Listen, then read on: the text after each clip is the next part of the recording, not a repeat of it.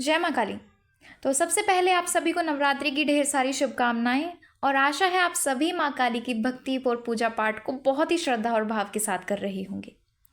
तो आज का ये वीडियो उन व्यक्तियों के लिए बहुत ज़्यादा खास होने वाला है जो माँ काली के भक्त हैं या माँ काली की साधना कर रहे हैं या माँ काली की आराधना करते हैं। क्योंकि आज के इस वीडियो के माध्यम से मैं आपको ये बताऊंगी कि इन नवरात्रि के 9 दिनों में अगर आपके शरीर में कोई बदलाव हो रहे हैं या कुछ ऐसे चेंज आ रहे हैं जो आपके साथ पहले कभी नहीं हुए थे, तो आप समझ जाएं कि आपको माँ काली की शक्तियाँ प्राप्त हो चुकी हैं। यानी कि अगर इन नवरात्रि के दौरान आपके शरीर में कोई बदलाव आ रहे हैं जिनको मैं आगे बताने वाली हूँ, और ये बदलाव अगर आपके साथ भी हो रहे हैं तो आप समझ जाएं कि माँ काली की शक्तियाँ आपको प्राप्त हो रही हैं। तो अगर आप इस बारे में गहराई से जानना चाहते हैं तो वीडियो को एंड तक ज़रूर देखें। और अगर आप हमारे चैनल पर नए हैं और हमारी वीडियो को पहली बार देख रहे हैं तो हमारे चैनल को सब्सक्राइब कर लीजिए, क्योंकि हमारे चैनल पर आपको इस प्रकार की भक्ति, पूजा पाठ, साधनाएं, माँ काली या अन्य कई देवी देवताओं से जुड़ी महत्वपूर्ण जानकारियाँ रोजाना मिलती रहेगी। तो चलिए वीडियो को शुरू करते हैं।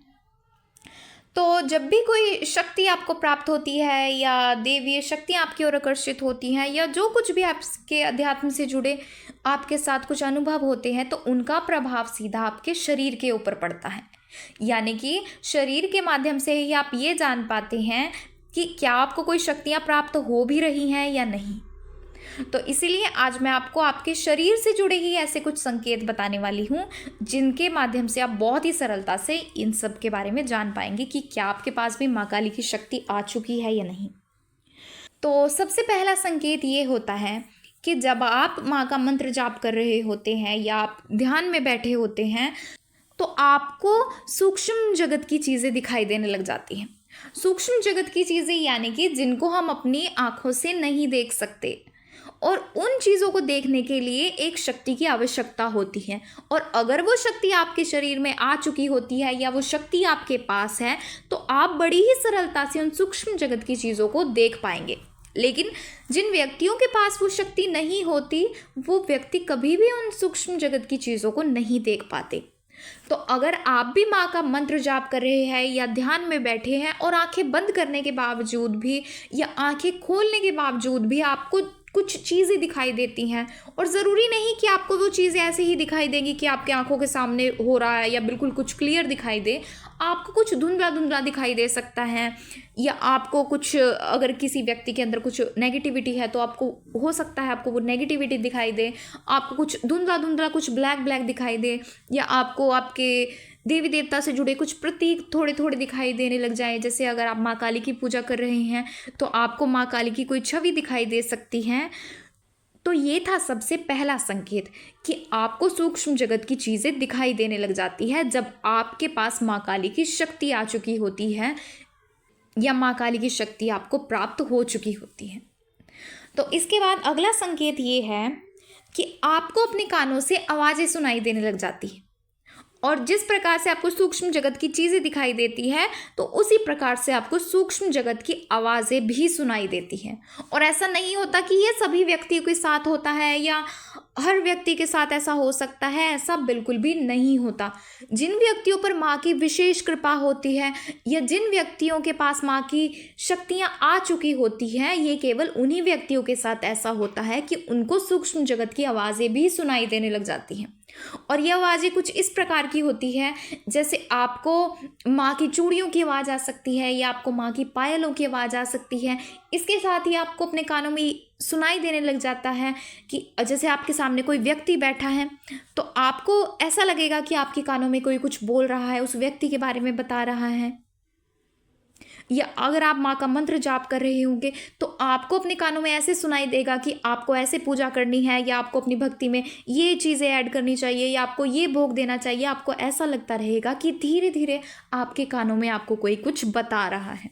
शुरुआत में आपको ये वहम ज़रूर लग सकता है, लेकिन ये वहम नहीं होता। अगर इन नवरात्रि के दौरान आप माँ की पूजा पाठ कर रहे हैं और माँ की भक्ति कर रहे हैं और इस दौरान आपके साथ ये सब कुछ हो रहा है, तो इसको नज़रअंदाज बिल्कुल भी ना करें या इसको वहम समझने की भूल बिल्कुल भी ना करें। ये इसी बात का संकेत है कि आपके पास माँ काली की शक्ति आ चुकी है और वही शक्ति के कारण आपको इन सब चीज़ों का आभास हो रहा है और आपको ये संकेत मिल रहे हैं।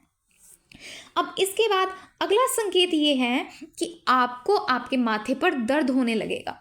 जब आप मंत्र जाप कर रहे होंगे या आप ध्यान में बैठे होंगे, तो जहाँ पर आपकी आईब्रोज होती है, इनके बीच में जो स्थान होता है, आपको यहाँ पर दर्द महसूस होने लग जाता है। और ये दर्द ऐसा नहीं होता कि आपको ऐसा लगेगा कि आपका माथा बिल्कुल ही फटने वाला है या आप इसको सहन नहीं कर पा रहे हैं, बल्कि आपको हल्का हल्का दर्द महसूस होगा और यह आपका दर्द थोड़े समय बाद ठीक भी हो जाता है। लेकिन जब आपके पास माँ काली की शक्ति आती है, तो उस समय पर आपको ये हल्का हल्का दर्द आपके माथे के बीच में होना शुरू हो जाता है। अब इसके बाद अगला संकेत ये है कि आपके शरीर में आपको किसी हिस्से में दर्द होने लग जाता है,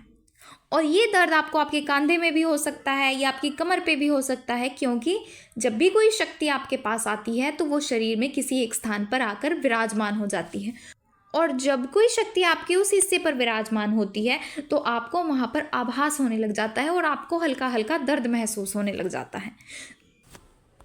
और ये इसी बात का संकेत होता है कि आपके पास माँ काली की शक्ति आ चुकी है या आपको माँ काली की शक्तियाँ प्राप्त हो चुकी हैं। अब इसके बाद अगला संकेत ये है कि अगर आप किसी व्यक्ति को कुछ झाड़ा लगाते हैं या आप किसी व्यक्ति के सिर पर हाथ रखते हैं और उस व्यक्ति को आराम मिल जाए, या जैसे किसी व्यक्ति के शरीर में कोई दर्द है और आप उसके सिर पर हाथ रखकर आप अरदास करते हैं या माँ से विनती करते हैं कि हे माँ, इसको इस कष्ट से बाहर निकाले या इनको आराम दे, और वो व्यक्ति को आराम मिल जाता है, तो ये भी इस बात का संकेत होता है कि आपको माँ काली की शक्ति प्राप्त हो चुकी है।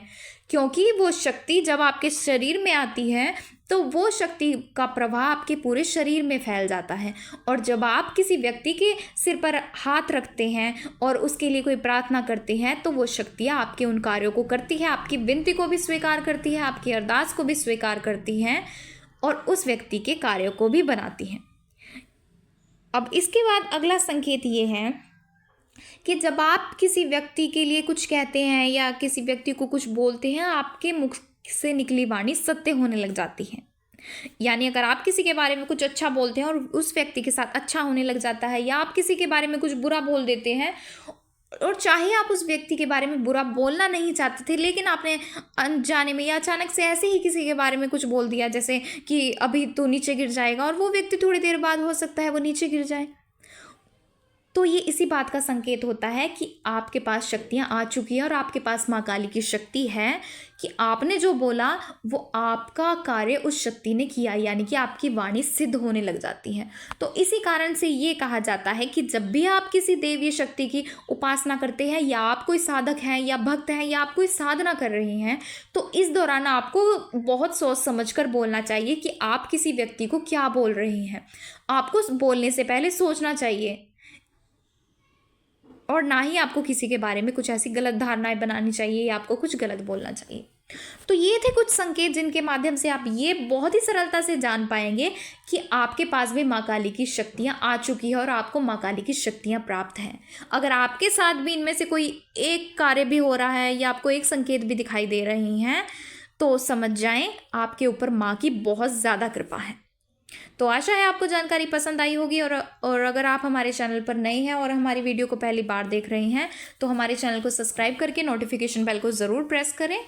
और इसके साथ ही वीडियो को ज़्यादा से ज़्यादा लोगों तक भी शेयर करें। तो चलिए मिलते हैं अगले वीडियो में कुछ नई जानकारी के साथ। जय माँ काली।